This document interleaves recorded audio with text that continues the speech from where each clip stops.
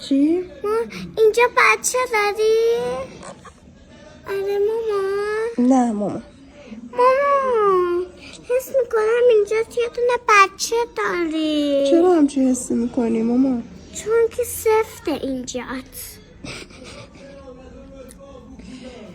دوست داری بچه باشه اون تو؟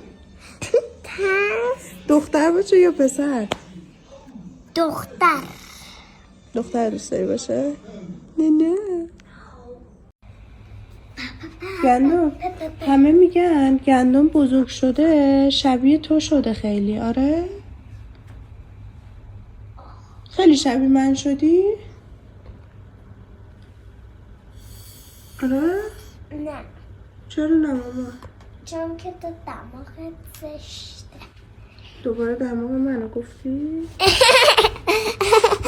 تو فکر کردی دماغ خودت چه شکلیه؟ خیلی خوشگل. چی ناراحتی؟ از اینه که هم خونه مامسومه خوردم ماکارونی، هم خونه نرگس خوردم ماکارونی، هم تو مت بخورم ماکارونی. نمیخوام ماکارونی. خب باید چی کار کنم؟ نمیدونم، فقط من که ماکارونی الان خوردم دیگه دوست ندارم ماکارونی. از دست از ماکارونی بعد دیگه. باش. حالا اصلا خودتو چرا اینقدر خورد میکنی؟ چون که همش داری ماکارونی درست میکنی. سلام بچه، این لباسی که من پوشیدم مال مامانم، نارنجی پرتقالیه.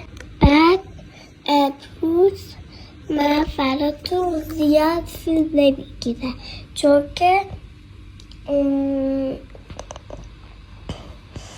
مامانم اینجا همش داره اینجا اذیت میکنه. ببین اونه بد نکنی و از این به بعد بشه. رو دیوارم دست زده خط کرده. خطی کرده؟ آره خط کرده. چی بهش گفتی؟ گفتم نینی دعواش نکردم.